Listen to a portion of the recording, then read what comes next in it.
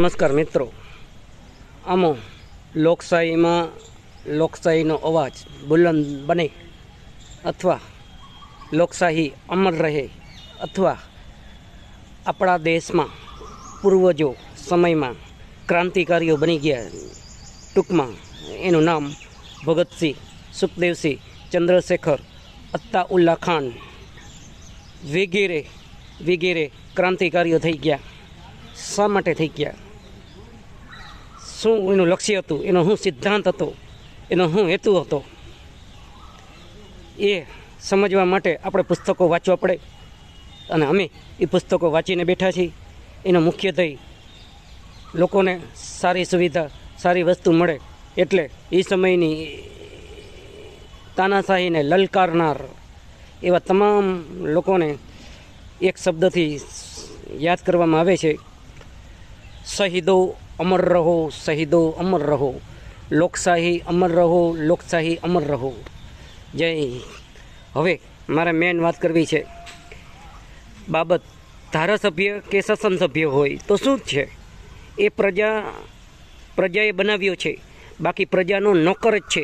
નોકરની જેમ રહેતા શીખે અને પ્રજા સવાલ કરશે એ અંગે બાબત છે. કામની રાજનીતિ કરો, તમામ રાજકીય આગેવાનો જોગ એ અંગે.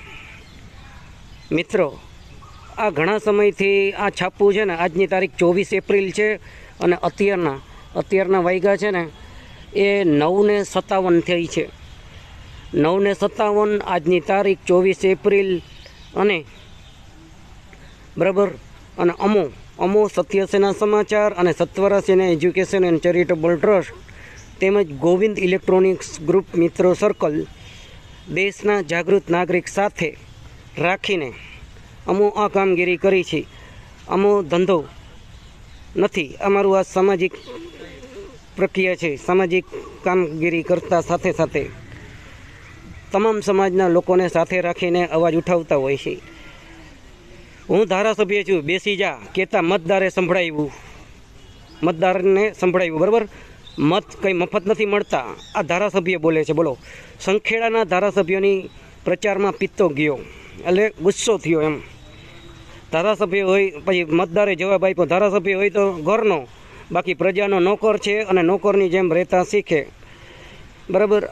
આ ધારાસભ્ય અને શાસન સભ્ય અને મુખ્યમંત્રી કે મંત્રી કે દેશના પ્રધાનમંત્રી કોઈ પણ બને છે. અત્યારે આપણે વાત કરવા જઈ રહ્યા છીએ 2026ની સ્વરાજ્યની ચૂંટણી, તાલુકા પંચાયત, જિલ્લા પંચાયત અને નગરપાલિકાની લગતી ચૂંટણી. આ ચુનાવમાં કોઈ પણ જીતે ને તો એ હું ગેરંટી આપું છું, દેશનો નાગરિક છે ને એ જ પ્રથમ છે, એ યાદ રાખવાનું. ને અમો રાઇટર ગોવિંદ ઇગણઝારિયા અને સામાજિક પ્રક્રિયા 1998થી અત્યારે વર્તમાન સમય 2026, અને એ પહેલાં અમે 2011માં આ સત્વરા સેના એજ્યુકેશન એન્ડ ચેરિટેબલ ટ્રસ્ટનો સૂચિતથી કરીને અમે રાખેલી છે. અને જ્યાં અમે અમુક ઘણી જગ્યાએ ગવર્મેન્ટમાં આ અરજીઓ દીધેલી છે, જેમાં સૂચિત સાથે એના મેન અધ્યક્ષ કરતા હતા, યાની કે હું રાઇટર ગોવિંદ ઇગણઝારિયા. અને મારી સાથે જે જોડાયેલા છે, મારા દ્વારા બનાવેલા ટ્રસ્ટના પત્રો દ્વારા, એવા તમામ સાથીઓનો હું જાહેર આભાર માનું છું. આવનાર દિવસોમાં આપ સાથ સહકાર સહયોગ કરશો. જેવી રીતે તમે પત્ર ભરીને દીધો, એવી રીતે મને આવનાર સમય આપણી મિટિંગો થશે. આપ મિટિંગમાં અચૂક આવશો. આપની જેને આ પત્ર ફોર્મ ભર્યા છે એ બધાયનો હું આભારી છું.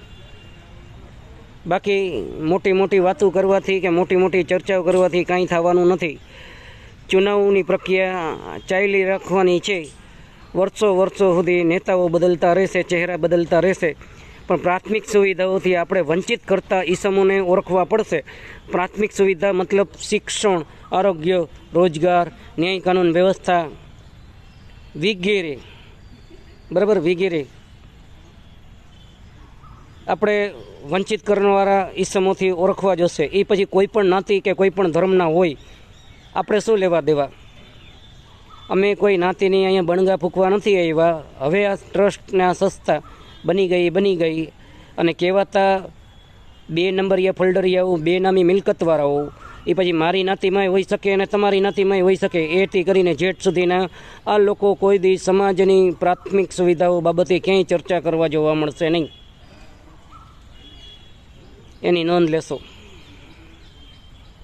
આપનો વિશ્વાસુ રાઇટર ગોવિંદ ગણઝારિયા. જય હિન્દ, જય ભારત, જય સંવિધાન.